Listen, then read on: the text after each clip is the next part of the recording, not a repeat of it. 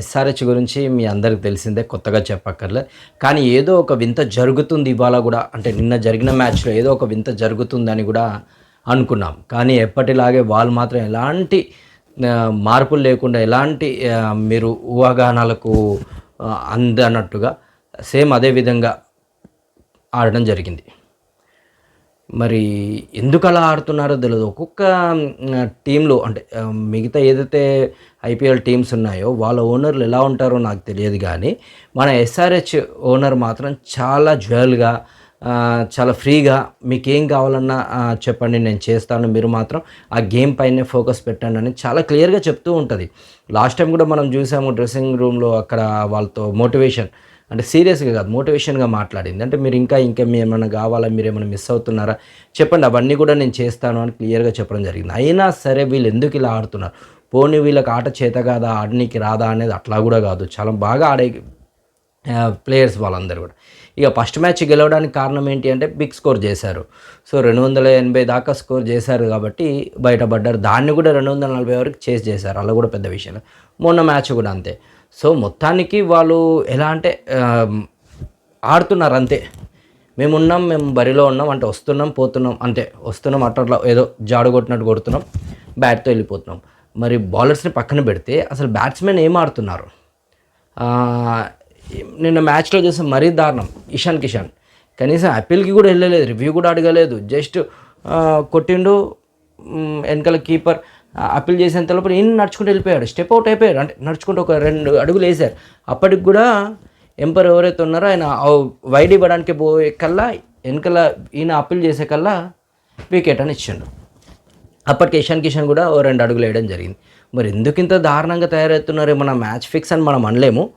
But ఏం జరిగిందో మీరే చూస్తున్నారు. ప్రతి ఒక్క మ్యాచ్ ఇప్పుడు దాదాపు ఇంకో 6 మ్యాచెస్ ఉన్నాయి. ఆ 6 మ్యాచెస్‌లో కూడా గెలిస్తేనే, అంటే అందులో అన్ని మ్యాచ్‌లు కూడా గెలిస్తే అప్పుడు ఛాన్స్ ఉంటది. అంటే ఒక 10%, ఒక 5% ఛాన్స్ ఉంటది. సో అదే విధంగా మాట్లాడుకున్నట్టు ఇషాన్ కిషన్ ఎందుకు వెళ్ళిపోయాడో అనేది కూడా తెలీదసలు. అంటే ఇప్పుడు ఎట్లాగో మేనేజ్‌మెంట్ అయితే సీరియస్ యాక్షన్ తీసుకుంటది. అసలు ఎందుకు వెళ్ళిపోతున్నారు? ఏంది కారణం ఏందని కూడా. అంతే కదా మరి. అంటే ఆడనీకొచ్చాము, ఆడాలి. మనకు వీలైనంత వరకు ప్రయత్నించాలి. అంతేగాని అసలు నీకు రివ్యూ ఆప్షన్ ఉంది. రివ్యూ ఆప్షన్‌కి వెళ్ళకుండా కూడా జస్ట్ అసలు ప్యాడ్‌కి టచ్ అయిందా? బ్యాట్‌కి టచ్ అయిందా కూడా అంత ఆలోచన లేకుండా ఉండే ప్లేయర్స్ అయితే కాదు. వీళ్ళందరూ అనుభవం ఉన్న ప్లేయర్స్. మంచి అనుభవం ఉన్న ప్లేయర్స్, బాగా ఆడే ప్లేయర్స్. ఇషాన్ కిషన్ అంటే నాకు కూడా ఎంతో కొంత ఇష్టము. సో అంటే ఇంత ప్రతిభ ఉండి కూడా మరి ఎందుకు ఇలా మిస్యూజ్ చేస్తున్నారనేది కూడా క్వెషన్ మార్క్. అది దాని గురించి చాలా ఆలోచించాలి, తీవ్రంగా ఆలోచించాలి. అసలు ఇషాన్ కిషన్ ఎందుకు అలా స్టెప్ అవుట్ అయిపోయారు అనేది క్వెషన్ మార్క్. అందరికి కూడా క్వెషన్ మార్క్. అసలు అవుటే లేదు, రివ్యూ తీసుకున్న నష్టం లేదు. మరి అది అల్ట్రా హెచ్‌డి అది చూస్తే కూడా సౌండ్ ఏమాత్రం కూడా 1% కూడా సౌండ్ రాలేదు. మరి ఆయనకి ఎలా వినబడ్డదో ఏందో తెలియదు కానీ అది ఆయనకు తెలుసు, వెనకాల ఉన్న కీపర్‌కి తెలుసు. మరి వాళ్ళిద్దరి మధ్యలో ఏం జరిగిందనేది కూడా మనకు తెలియదు. సరే అది పక్కన పెడితే ఇక మ్యాచెస్ అసలు ఆయన ఒక్కైనా లేకపోతే అసలు 70 దాకా చేశాడు. సరే ఇప్పుడు వాళ్ళిద్దరూ ఎంతో కొంత ఆదుకునడం జరిగింది మ్యాచ్‌ని. అదే ఇంకా సరే ఇక బౌలర్ విషయానికొస్తే ఏమేస్తున్నారో అర్థం కావట్లేదు. ఆ బౌలింగ్ ఏసే ప్రతి బాల్ 4, 6 లాస్ట్ మ్యాచ్ అనుకున్నా.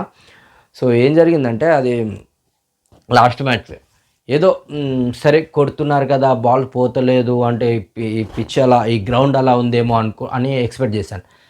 కానీ నెక్స్ట్ వాళ్ళు వచ్చిన తర్వాత అసలు ఇదే ముంబైతో అసలు వాళ్ళు ఆగడమే లేదు. కొడితేని అమ్మ 4లు 6లు. మరి మనోళ్ళు ఎందుకు ఇంత దారుణంగా ఆడుతున్నారు అనేది కూడా క్వెషన్ మార్క్. అది ఆలోచించాల్సిన విషయం.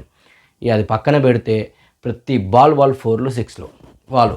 ఇక వాళ్ళేసే బాలు అయితే అవుటు, లేదంటే క్యాచ్, వికెట్. ఏదో రకంగా వికెట్ అయితే పోతుంది.